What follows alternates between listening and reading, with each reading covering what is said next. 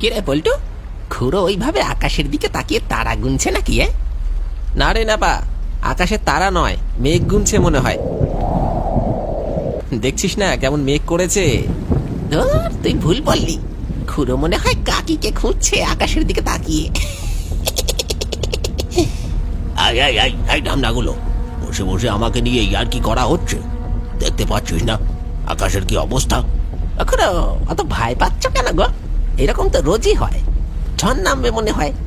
না রে, ভেতরটা কেঁপে উঠছে। আজ নদীতে কিছু ভয়ঙ্কর ঘটতে চলেছে। আজ এই নদী তার শান্ত মুখোশ খুলে মৃত্যুর ঘন ঘটা নামাবে। বাতাসে মৃত্যুর ছায়া নেমে এসেছে। আমি তার স্পষ্ট গন্ধ পাচ্ছি। ইয়ার কি হাসি ঠাট্টার মাঝখানে হঠাৎ করে খুড়োর মুখে এসব কথা শুনে ন্যাপা আর পল্টুর মুখ ফ্যাকাশে হয়ে গেল তৎক্ষণাৎ। পল্টুর গলায় যেন আতঙ্কের ছাপ। সে কাঁপা কাঁপা স্বরে বলল, ও করো, এসব কি বলছো গো? তোমার কথা শুনে তো গায়ে কাঁটা দিচ্ছে, কিন্তু কিছুই বুঝতে পারছি না। শোন, সময় একদম নেই।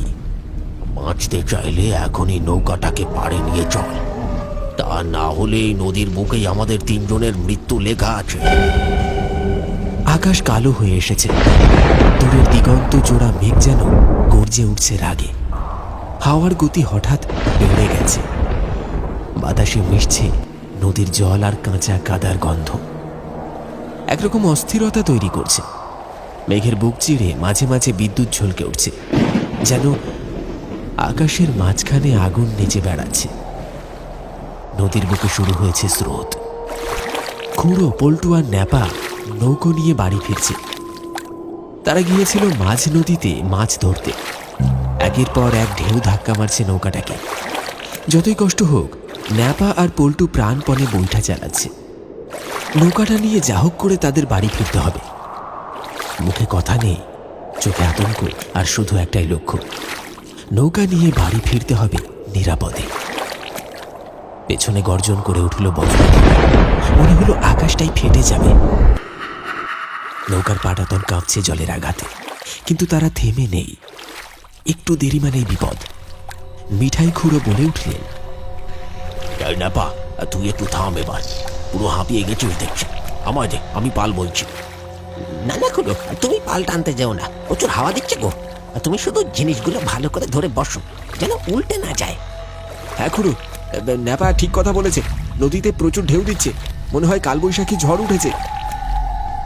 আর কোনো কথা বললেন না মিঠাই খুড়ো, যেন কথাগুলো গলায় আটকে গেছে। মুখে এক ধরনের চাপা ভয় আর বিস্ময়ের ছাপ। চোখ দুটো ফাঁকা ফাঁকা, যেন অনেক দূরে কি একটা দেখার চেষ্টা করছে। কপালের ভাঁজ গভীর, ঠোঁট দুটো শক্ত করে চেপে রেখেছে। খুড়ো আকাশের দিকে তাকিয়ে আছেন একভাবে। শুধু দেখা নয়, যেন শুনছেন, বুঝতে চাইছেন কিছু। হাওয়ার শব্দে, বিদ্যুতের ঝলকানিতে, মেঘের গর্জনে কোনো অশরীরী বার্তা লুকিয়ে আছে কিনা। কখনো দৃষ্টি ফেরান নদীর ওপারে, কখনো ঘন অন্ধকার বনের দিকে। যদি কোথাও কোনো ছায়া, কোনো নড়াচড়া ধরা পড়ে তার চোখে। মিঠাই খুড়োর এই আচরণে একটা অদ্ভুত গুমোট ভাব তৈরি হয়েছে। তার কাচুমাচু ভঙ্গিমা আর নীরবতা যেন বলে দিচ্ছে তিনি কিছু টের পেয়েছেন। কি হলো খুড়ো, মুখটা অমন করে বসে কেন? কিছু দেখতে পেলে নাকি? না রে, এখনো তেমন কিছু দেখতে পাইনি, তবে গন্ধ পাচ্ছি তাদের। তারা জেগে উঠেছে।